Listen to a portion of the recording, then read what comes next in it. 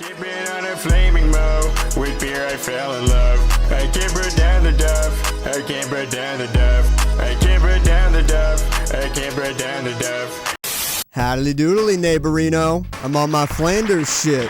For over 25 years now, the nation's top nerds, dorks, and assorted dweebs have been trying to figure out why The Simpsons isn't good anymore. After a legendary run in the 90s and a decent run in the early 2000s, including a pretty good film, most people checked out and are regularly astonished to find out that it's still on the air. And the movie was almost 20 years ago. A lot of people who try to watch every episode to find out what went wrong end up coming out of the experience in a fugue state, declaring that The Simpsons is actually still good, and anyone who says otherwise doesn't know what they're talking about, because sometimes you can watch a new episode and lightly exhale through your nose. There are so many things you can point to when trying to pin down why this show feels wrong now. Did all the good writers leave?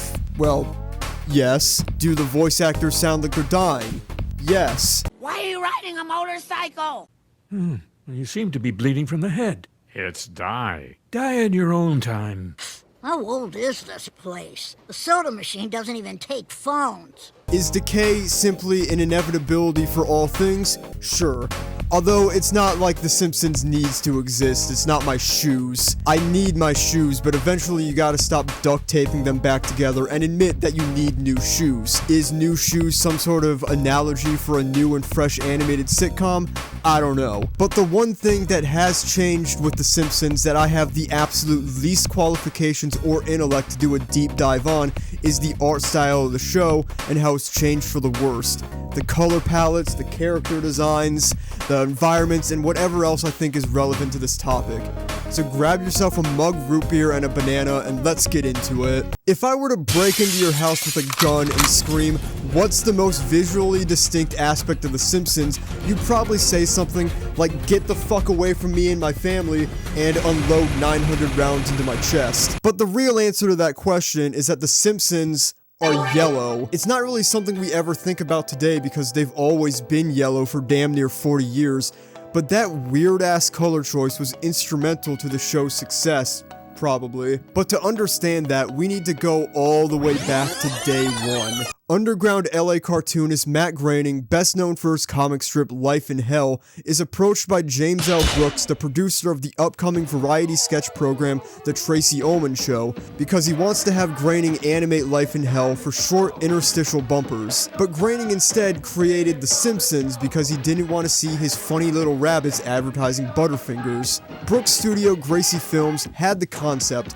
an offbeat, weird, and relatable family, but they needed an animation studio to make these funny little guys dance. Eventually they landed on a small local studio called Klasky Csupo, you might have heard of them, who at the time had only tackled very small projects. Klasky Csupo got the gig because they offered not only to animate the drawings, but also color it, something Gracie Films apparently wasn't even considering prior.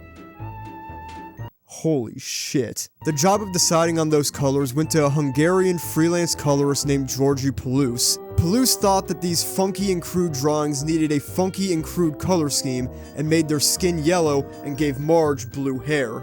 According to The Simpsons, an uncensored, unauthorized history by John Ortved, Gracie Films was not into the idea and only went along with it because Matt Groening liked it.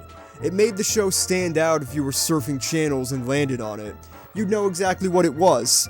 And ultimately, Gracie Films, while not a huge fan of the palette, was probably like, fuck it, who cares? This is just some shit we're airing as bumpers for the Tracy Ullman Show.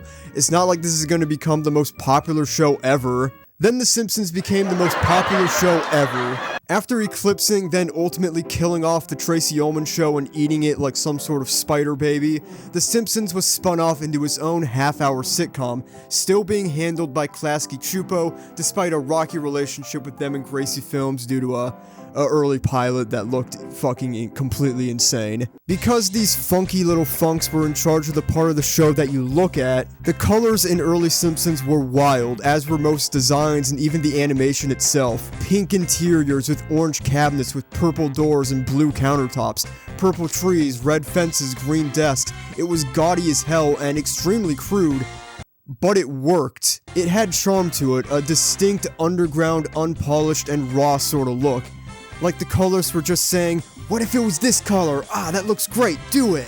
And even later on in the show, when things got more ironed out and locked in, even when Klasky Csupo was ousted in favor of Film Roman in Season 4, things kept their gaudy funk. A lot of the weirder color choices stuck around for the most part. The schools stayed with their green walls, Homer's car was still pink, and most of that has to do with the fact that Klasky Csupo was still animating the show during its most foundational run, and the things they designed and established went on to become iconic locations and characters. And many of these aspects have remained to this day. What, they're still there? The fuck is your problem then, jackass?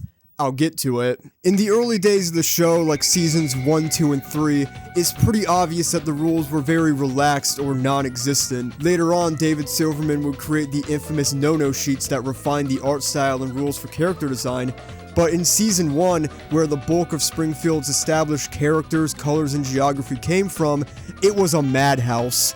I mean, just look at these freaks. I don't need to tell you that characters like the interlocking Bart clone twins or this thing didn't go on to become series regulars, but Mr. Burns, Milhouse, Barney, Lenny, Krusty Moe, Wiggum, and so many more did. Odd-shaped heads, crazy color hair, dot eyes, Homer beards on non-Homer characters, all things that have gradually faded out of practice and in some cases been outright banned entirely. Outlawing Homer beards and same color hair and heads makes sense. You don't want to out-Simpsons the Simpsons, as they say in the style guides. However, some characters got to keep their same color head hair and Homer beards because you can't just uncreate Lenny. He's already perfect. What this has done, however, is make The Simpsons and practically anyone else who has been around since the early days look like they're from a different show entirely, especially when they're in a scene with the new, refined, and clean characters. Maybe I'm just crazy as fuck, but doesn't this just look wrong? Like these characters don't live in the same world. When Professor Frink is in a room full of people with normal small eyes, conventional head shapes, and normal looking clothes, meanwhile he looks like a deformed freak wearing a pink pants and a giant blue bow tie.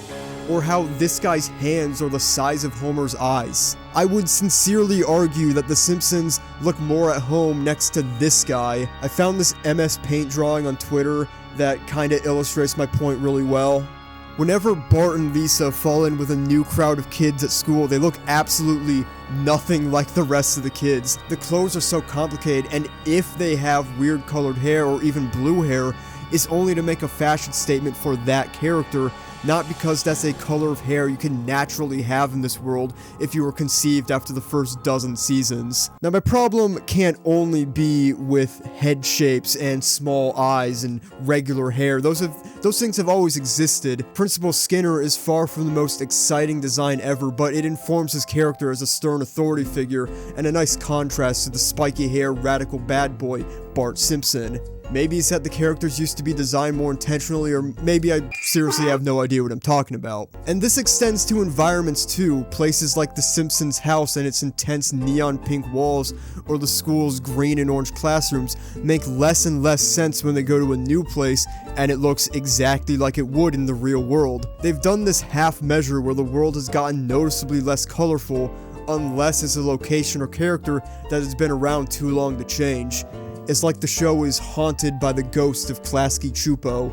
And when it comes to crowd shots, I get it, they're background incidental characters who shouldn't be distracting from the scene, but I raise you this. It's really funny and a lot more interesting than this. This is nothing. I know some people would say the show lost its colorful charm and soul when they switched away from cell animation in season 14, but I think it actually retained a lot of that throughout their SD run in the 2000s. I think ultimately the thing that has done the most damage to The Simpsons art style was the switch to HD in season 20. Almost 20 seasons ago. Fucking hell, dude. The show got so detailed, backgrounds went from being really simple, kind of blurry and swiggly, to really dense, complicated, and filled out with the exact correct colors and lots of straight and well-defined lines. Even though the show has remained hand-drawn, something about using the computer has made it feel more sterile and less alive. Things aren't as soft and cute, they never go wall-eyed anymore. There aren't really mistakes, at least not the fun and endearing kinds. I would definitely call this K-pop dance episode a mistake, but Yeah, I mean, the fuck were you thinking? Does not look good. Like any other dickhead asshole who doesn't know what he's talking about, I love cell animation and I wish it would come back. I realize literally nobody else has done it for over 20 years, so it would be ridiculous of me to single out The Simpsons for the crime of not being animated in a far more inconvenient and time-consuming fashion.